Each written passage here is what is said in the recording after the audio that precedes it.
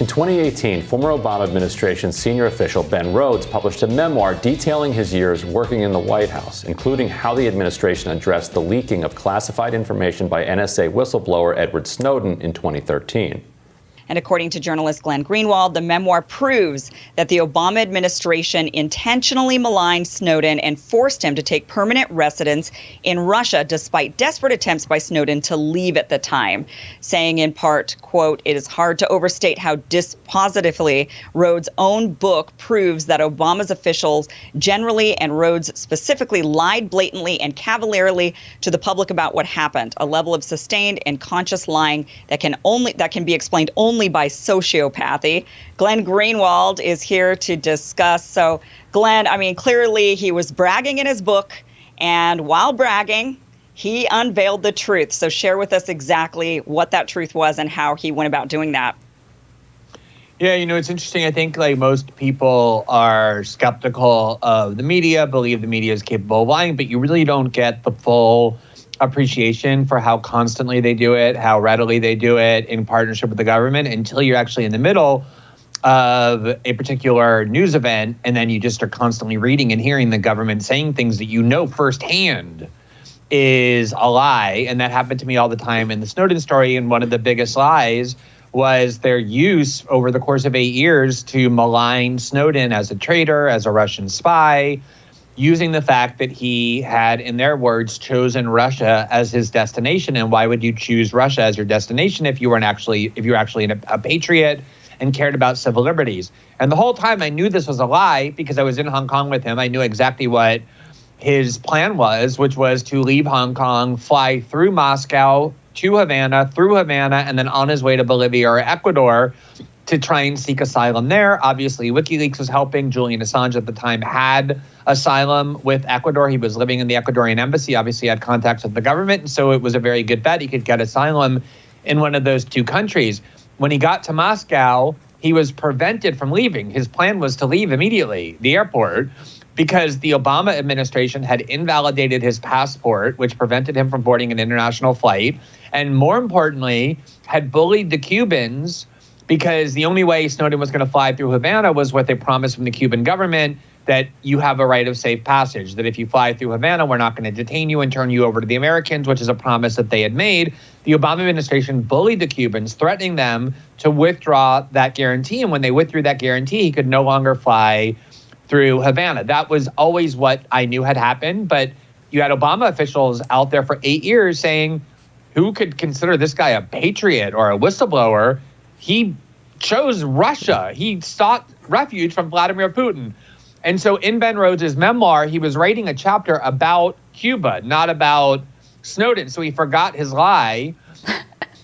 And he was boasting of how great his work was in helping the U.S. and Cuba normalize relations. And the story he told was that he had gone to Cuba once he heard that they had offered Snowden safe passage and said to the high official in the Cuban government, if you don't withdraw this guarantee, there's no chance of us normalizing relations with you. And then he says, I was so happy when I picked up the paper 2 days later and heard the report that said Edward Snowden is now stranded in the Moscow airport because the Cuban government had withdrawn its permission for him to fly through Havana. And he said that showed me that the Cubans were really serious. So we have audio of Ben Rhodes saying on various shows, Hillary Clinton saying, obviously Snowden is a traitor. He chose Russia as his place to go. And then in his own book, he's saying he never wanted to go to Russia. He was desperate to get out. I, Ben Rhodes, am the one who successfully prevented him from leaving. Mm-hmm. The one other move that they pulled at that time was forcing Evo Morales' plane to the ground because they suspected that that perhaps he was on that plane, which reminds me, that Morales overthrown in a coup in 2019. Ecuador's government went through a transition, which contributed to Assange getting booted out. In some ways, was the Obama administration being too clever in the sense that Snowden is now still free in Russia, and he's not free to return to the United States. But if he had successfully gotten to Ecuador or Bolivia, political events since then would have put him at risk of being extradited to the United States. He could be in a supermax right now. He probably would be, exactly as you said. They successfully bullied the Ecuadorian government, which under Rafael Correa was a very kind of anti-imperialist government, very defensive of their sovereignty, which is why they gave asylum to Assange and let him stay in the embassy for 8 years. And Correa's successor, Lenin Moreno, was much more pliable and weak. And it was the Trump administration that successfully bullied / coerced / bribed Ecuador to withdraw the protection from Assange, which is what enabled the British police to then go in, enter the building, and arrest him. And of course, as you say, that would have happened to Snowden had he made it to Ecuador. And it probably would have happened in Bolivia as well, certainly with the coup that the U.S. cheered. So, on the one hand, you're right. They kind of defeated their own objective of getting their hands on Snowden by trapping him in Moscow. But they also knew, Ryan, that forcing him in Moscow to stay in Russia would be a big propaganda coup. They wanted him in Russia so that they could try and convince people, knowing, as we saw in 2016, that Russia still has a great hold on the American imagination as an enemy, that it would be harder to, valorize what he did if they could say that he chose to seek refuge in Russia the way Cold War traitors had done for so long. It was just so interesting, though, because they did seem genuinely concerned. They would often accuse Snowden of having turned over this, they would say he has millions of highly sensitive documents about our most sensitive secrets, and they would imply that he turned them over to Russia. If they were really worried about Russia's ability to force Snowden to hand over these documents, the last thing you would want to do is trap Snowden in Russia. And yet that's what they did. They trapped Snowden in Russia. So to the extent there was ever a danger that Russia could get their hands on these documents, we have no evidence they did or could. But to the extent that they could, which is what the Obama administration claims happened, it was also because they trapped him in Russia and forced him to remain there. Well, Glenn, that's the key point to me. And this is stunning, this revelation, and sound the alarm as much as you can, because you really do have Ben Rhodes admitting they forced him to stay in Russia. But my question, because I admit I'm somebody who is on the side of, well, if he's in Russia, it's hard to not see him as a Russian asset. But you could actually, from the point you're making, say the Obama administration was more responsible for any of the potential data that he had falling into the hands of the Kremlin by forcing him there, right? Yeah, I mean, look, the whole, insinuation or sometimes even explicit allegation that Snowden turned over secret documents to the Russian government or even the Chinese never made any sense for a lot of different reasons, beginning with the fact that Snowden has already proven that he would sooner go to jail for the rest of his life than help a government engage in mass surveillance, right? He demonstrated to all of us that he would rather go to prison in order to defend the internet. So why would he turn over documents that could help the Russians spy?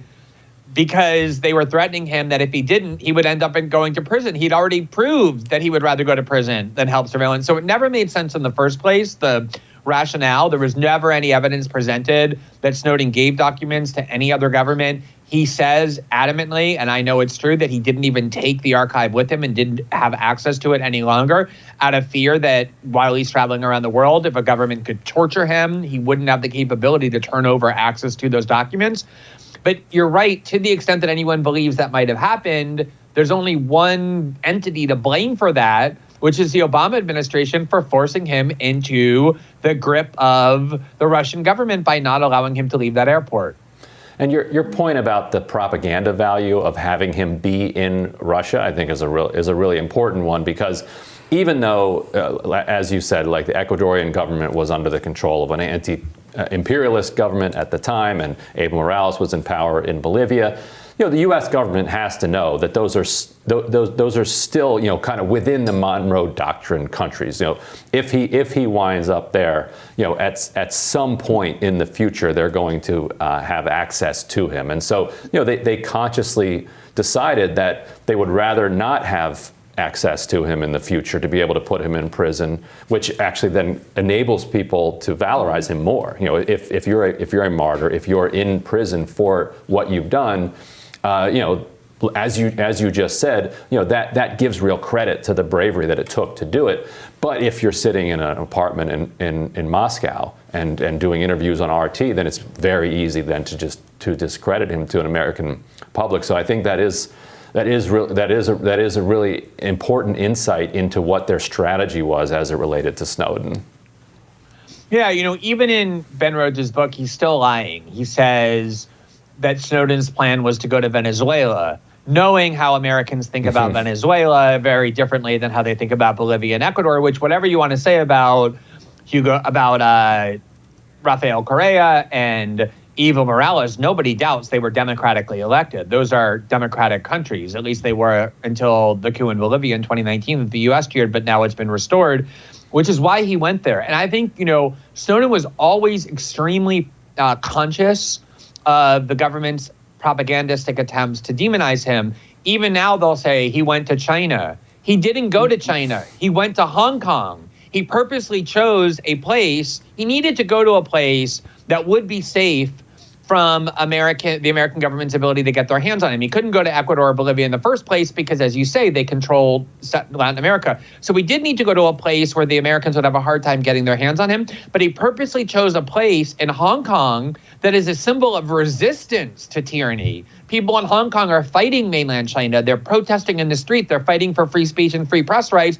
And so you'll see all the time when the Obama officials talk about Snowden, they'll slip in, they'll say, first he went to China, as though he had gone to Beijing, to mainland China, even though he went to Hong Kong on purpose. He never would have gone to a country that they could have used to demonize him, like Russia. And so you're right, Ryan, they made so many calculations about that were probably contrary to their own interest, because what they were really more afraid of than anything was Snowden being turned into a hero, because that would inspire other people inside government to discover their crimes and unconstitutional programs and illegalities and blow the whistle. They were desperate not to allow Snowden to become valorized and to be inspiring as an example to others, and that's why it was so important to them. They would rather have trapped him in Russia with all the risks that entailed, just to allow them to impugn his motives.